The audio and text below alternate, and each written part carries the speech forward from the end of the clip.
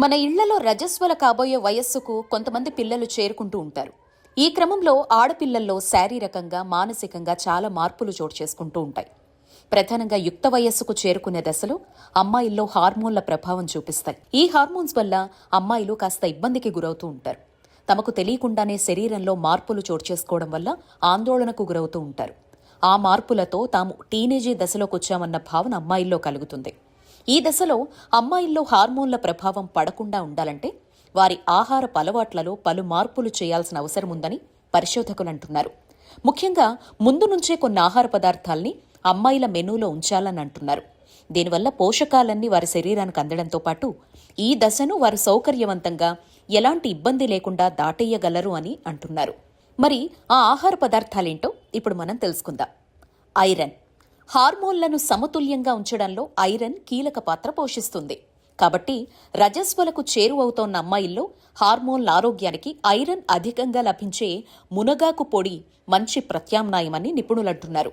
రోజు tea spoon పొడిని వారు తినే వంటకాల్లో భాగం చేసుకోవడం, లేదంటే ఉదయాన్నే ఒక గ్లాస్ నీటిలో కలిపి ఇవ్వడం మంచిదని సూచిస్తున్నారు.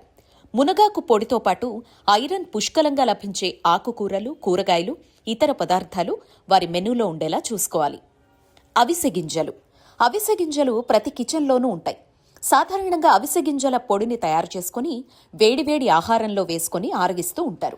కాల్షియం, ఐరన్, మెగ్నీషియంతో పాటు సి, ఈ, కే వంటి విటమిన్లు అవిసె గింజల్లో పుష్కలంగా లభిస్తాయి.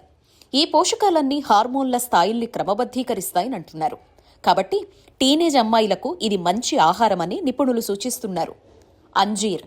రజస్వల దశ ప్రారంభమైన తొలి రోజుల్లో కొంతమంది అమ్మాయిలకు ఎక్కువ బ్లీడింగ్ అవుతూ ఉంటుంది.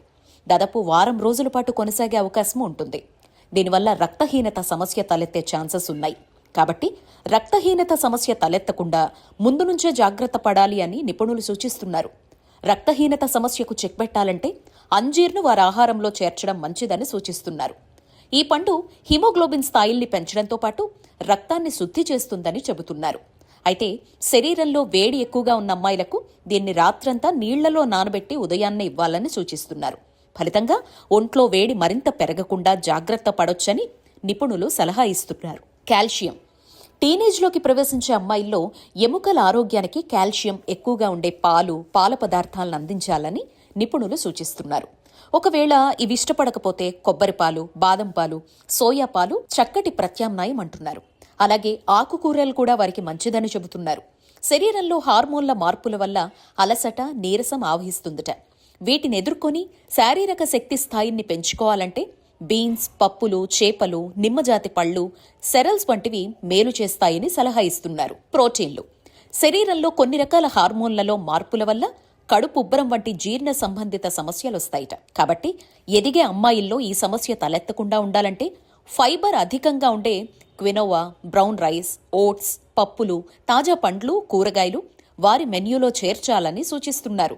శరీరంలో హార్మోన్లు, ఎంజైమ్ల స్థాయిల్ని క్రమబద్ధీకరించి కండరాల్ని దృఢం చేయడంలో ప్రోటీన్లు కీలక పాత్ర పోషిస్తాయి.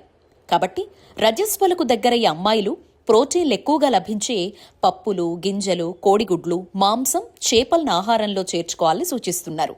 రజస్వలకు చేరువవుతోన్న అమ్మాయిల్లో హార్మోన్ల ఆరోగ్యానికి ఆహారంతో పాటు కొన్ని అలవాట్లను పాటించాలని నిపుణులు సూచిస్తున్నారు. రోజు అరగంట పాటు వ్యాయామం చేయడం వల్ల హార్మోన్లు సమతుల్యంగా ఉంటాయని చెబుతున్నారు. ఇలా చేయడం వల్ల మానసిక సమస్యలు దరిచేరవంటున్నారు.